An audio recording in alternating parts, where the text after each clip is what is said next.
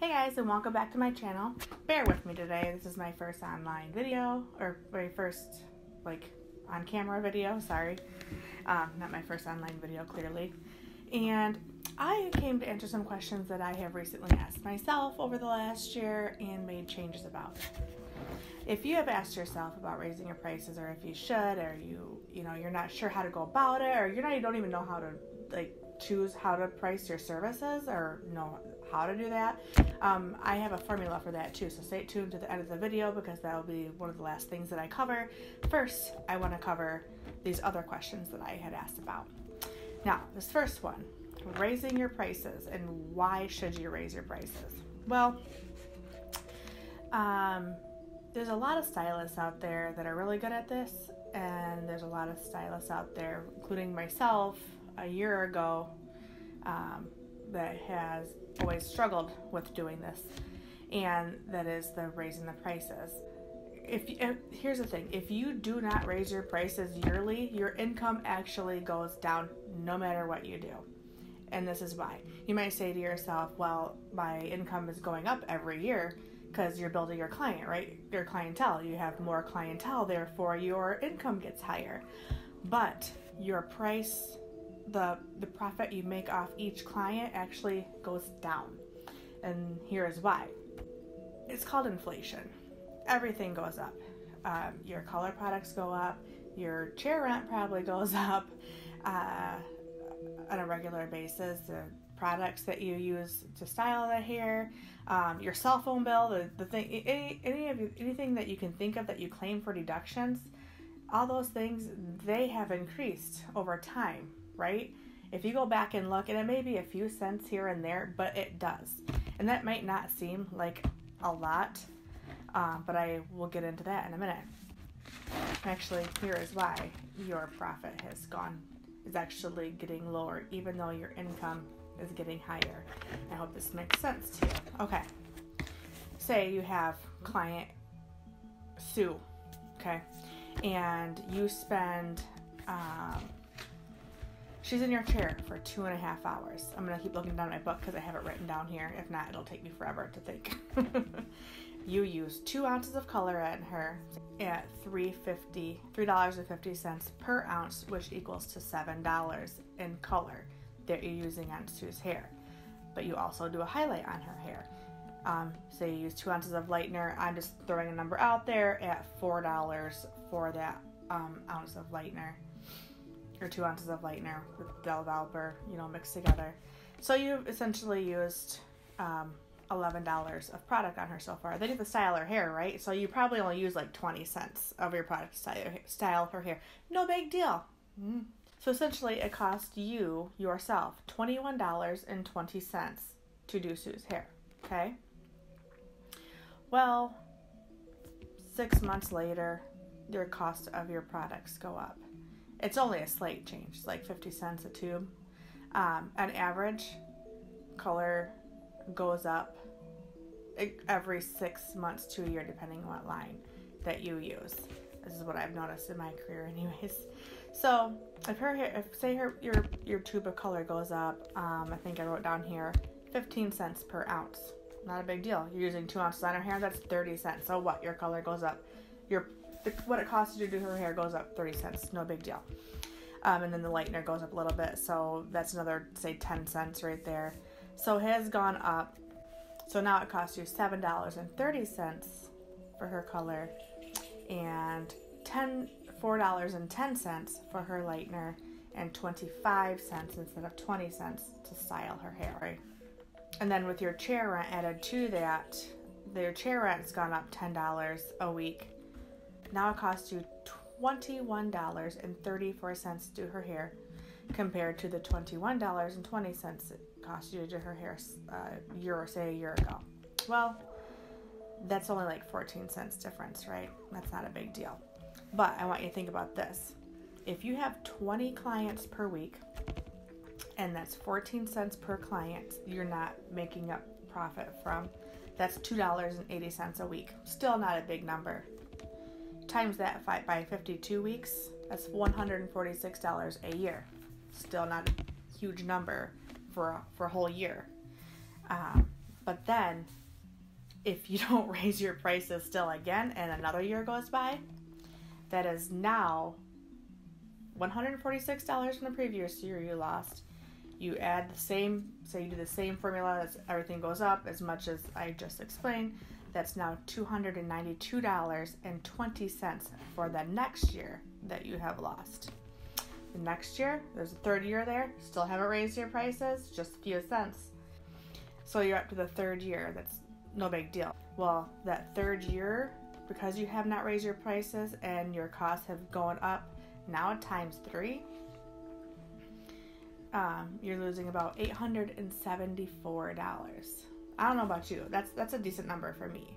Why do I not want my profit to get higher? Yeah, my income coming in is probably higher, but my profit is not. I'm not making as much profit per service as I used to.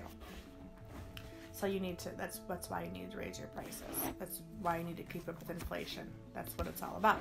And here's the thing, that profit isn't all you use. You have bills to pay at home also, correct? So you want to make sure that you are able to, you want to get a raise. And if you don't raise your prices, you're not going to get a raise. So you need to keep up with the rising cost of your overhead, which is everything that, all your expenses everything that you have to supply in order to run your business, that is your overhead. If you don't tack on that extra when those prices go up, if your prices don't either match or surpass that, then you're losing a profit. This, a lot of you probably don't do this because you feel bad. We have got to stop this train of thought. And I'm guilty of it too. I 100% am guilty of this. You know, and why do you feel bad? Your clients are used to paying more for things over time. Why is their hair not one of them? Especially if it's a service you're providing. It's not a necessity. This is not something that somebody will die if they don't have, like food, water, and shelter is an extra. And if they can't afford that extra, then they may not come to you anymore, and that's fine. You'll just find somebody to replace them that's already used to those prices, because you're going to charge that new client those new prices. And if you don't give yourself a raise, nobody else is going to do it for you. You know, you have to be the one to take care of yourself. Nobody's taking care of yourself but you. When to raise your prices, that's another question too. There's maybe like a thing that they say, you know, the rule of thumb, we'll call it a rule of thumb, I don't know what to call it, that you don't raise your prices until your book is about 80% or more full. I used to go by that, but it can take years to build your client to 80%. And if you are self-employed, you're paying for your own things, it doesn't mean you should be able to jump up to, you know, somebody who be as high as somebody who is 80% to 100 bucks, but it does mean that you still need to cover your cost. Good reasons to raise your prices, even if your books are only 50% full. Do you put 110% into your client's service? Are you making sure they're comfortable? Are you offering them something to drink, whether it be coffee or tea, a magazine? You're keeping an eye on them. You're not ignoring them and letting them sit for an hour when they should only process for 30 minutes. Are you attentive to them? Do they feel comfortable in your chair? Have they made comments that they only trust you to do their hair? Are they very well taken care of? Does your service have value? Do you, like, I always give a treatment at the end of every color service, and actually hair services too. I'll give a little mini moisture treatment. The Redken shots are great for that. If it's winter time, I'll give it moisture. If it's, you know, whatever the hair needs, I'm gonna give it. It takes 5 minutes in the shampoo bowl, and I can charge, you know, more for my haircuts, which covers that cost. But my clients feel valued, and their hair feels amazing when they leave, and that's why they want to come back. I also, at the end of every color service, do like the Redken shots again are great for pH balancing. If they need Olaplex, I give them Olaplex. They're always getting something before they leave on their hair, some kind of treatment to get them through to their next service. That is very important. You know, if you're just quickly doing highlights, you're getting that client in and out for the next client, the next client, the next client, because you want that money. You know, you may want to step back and think before you raise your prices. If you're going to raise your prices, if you're going to have a certain, you know, set of prices, you need to make sure that what you're charging for has value, that client knows they're getting what they paid for. It's very important. Are you keeping up with your education? Maybe you've only been doing hair for 5 years. You have 55-60% of your books are full. Maybe you're from a small town that has a lot of stylists, and you know it's harder to book. But those new clients that come into your chair, 90% of them you're maintaining them. They're returning clients. Returning clients are a big factor. If you have every new person that comes in your chair, 90% of them are coming back, that is good. That means you are setting a standard. Your clientele is building. That is a positive thing. That is another reason. And you're keeping up with your education. If you're keeping up with your education, you're going to classes on a regular basis. That doesn't mean every single month. If you're watching YouTube videos, if you can't afford to always go on, I can't afford to go on trips all the time, or to go to the Chicago Hair Show, or things like that every single year. But I am making sure that I either watch something, or if there's something new, I learn about it. That is another good reason to raise your prices. Are you offering the latest trend? And if you are offering the latest trend, making sure that you are knowledgeable on that trend and educated about it before you just go in and start charging an arm and a leg for it. Once you have got it down packed, the better that you are doing with that, you can up your prices. Don't get ahead of yourself and think, oh, I took a class on it, now I can charge all this money. Well, you got to make sure what you're charging for is getting executed and the client is leaving with, again, the value of what they paid for. And you know, the list can go on. If a few of these things, all of them are pertaining to you, then I suggest you go ahead and you up your prices, even if it's $1 per haircut, $2 per color. That's a small step. Maybe your books aren't that full yet, you're not comfortable raising your prices.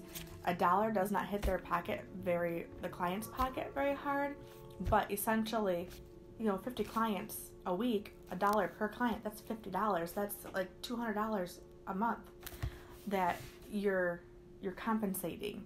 If your prices go up, if your overhead goes up $1 and per client and you're not raising that price, then essentially you're losing $200 a month. Think about it that way. Now the big question, how do you figure out your prices? I did a video a long time ago on this, probably close to a year ago. And I want to touch base on it again. I kind of want to go over, it was just a quick video while I was on my way to work. Again, one of my car vlogs. So I am actually going to face the camera down into my little notebook, and I am going to write it out for you and show you exactly how I choose my prices. It might not be best for you, but I have changed over the last couple of years how I price everything. I don't charge per service.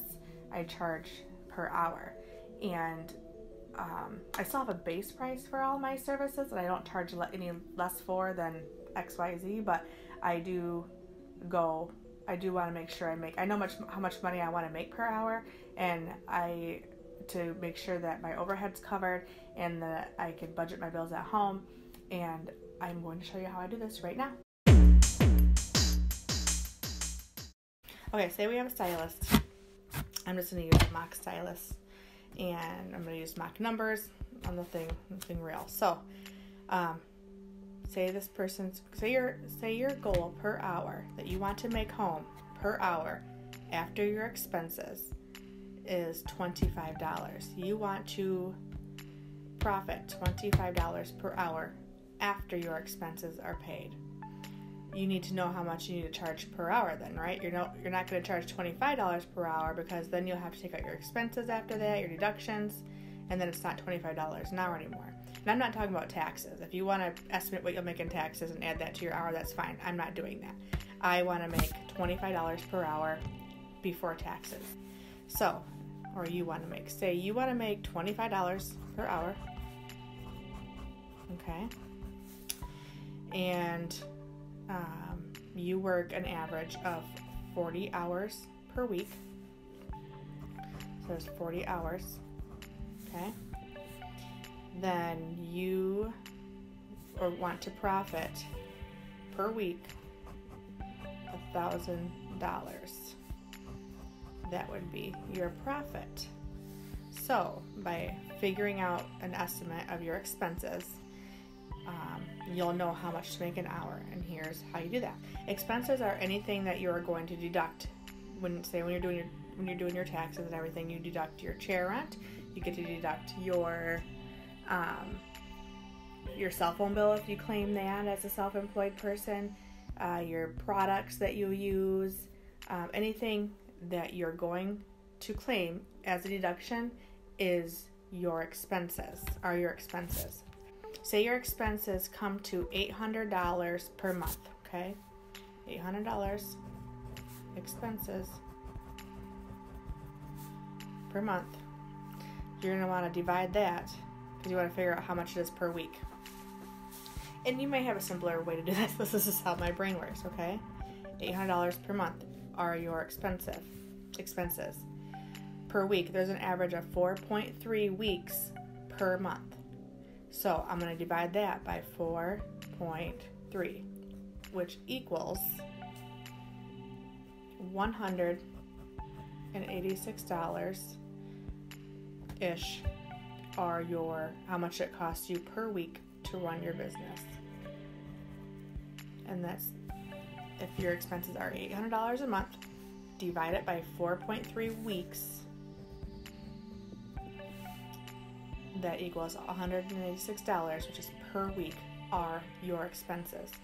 And what do you work? You work 40 hours per week, right?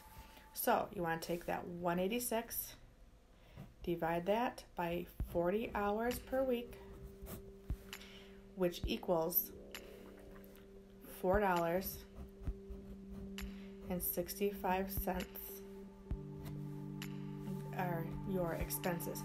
This is before product cost. This is before, all that stuff. So I'm not counting product in there. When I did the estimate of the $800 per week for your expenses, I did not add in what your color would cost, like your products that would use to do a color. Okay, you're going to add that later afterwards, and I'll show you that in a little bit. And this is not going to take that long. It might sound like it, but I want to make sure I thoroughly explain so you thoroughly understand. So $800 a week divided by 4.3 weeks equals $186 per week as your expense. You work 40 hours a week, so you divide that by that number, which equals $4.65.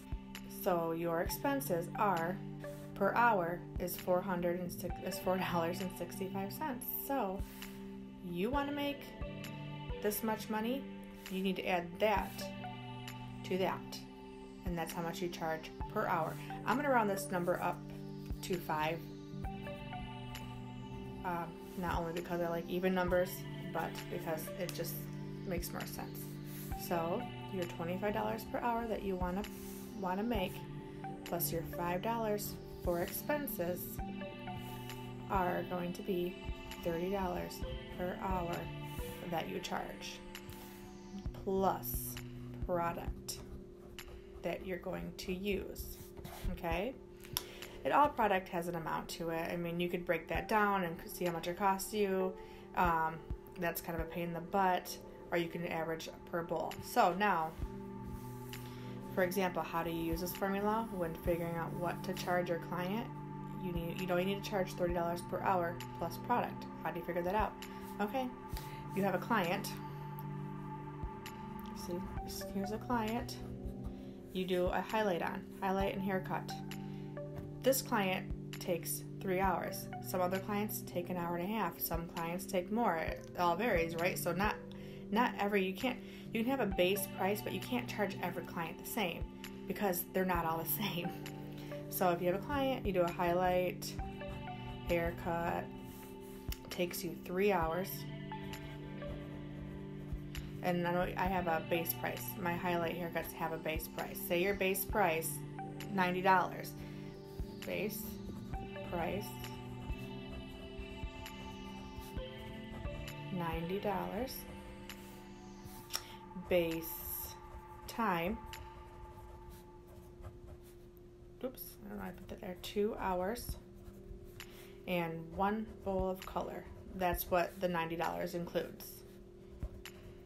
Whether it be color, highlights, toner, whatever. Okay. Now, you have a haircut. Highlight takes you 3 hours. So, you need to do the base price of $90.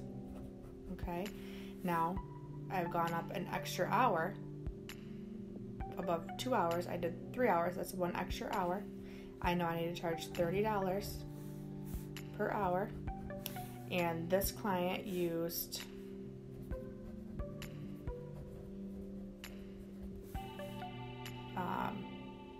2 extra bowls of color, because altogether, say she used 3 bowls, so she did 2 extra bowls of color.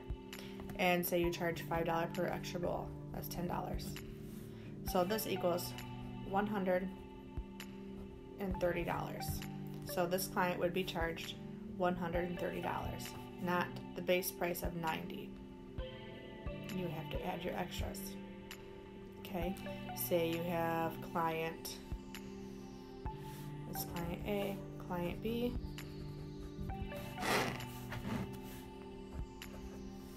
Client B only takes you an hour and a half. Okay, you have a base price of $90 at 2 hours, but she only takes you an hour and a half. You would technically still charge the minimum. So base price, you can say minimum price, minimum cost for that service. If you're booking somebody in your chair, you're charging them the base price for that service, $90, because you also have that skill to take care of. If you have a client that's only an hour and a half and you want to charge the base price of $90, but she's using 4 bowls of color, you still charge that base price of $90 plus 3 extra bowls at $15. You charge them $105. That's how it works, because you got to be charging for that product. Don't forget, even if it's less time. And if you don't want to do that, you don't have to do that either. Now, but if you wanted to make more for something else that's a specialty, I would consider a color correction or a balayage or something along that line of specialty, something that you've put time and more money into education for, or color correction is something that takes you can't book in between really. You can make your per hour bigger. So you can do this as your base price for your regular normal colors and cuts, all that. Color correction comes in the door, maybe your base price for a correction, you want to make $50 off that correction. So your price would be $50 plus the $4.65, so $5 in your overhead. So that's $55 per hour minimum, and you can just do the minimum price per hour, and then you charge for all your color you do. I hope this all makes sense to you. If there's any questions, you can leave a comment below. If you want to take a screenshot, go right ahead. If you have other ways that you decide your services, please leave a comment below. I'd love to hear them. Other than that, this just seems to be an easy way to break down. All right then, my memory card got full at the end, the last few sentences I said, so I was basically just talking to myself. But thanks for watching. If you hope you learned something from this, I hope I helped you out. If you have any questions, please leave in the comment below. Don't forget to hit that subscribe button. I would love for you to come back, and that little bell below will also notify you when I hand out more. Come again. Bye.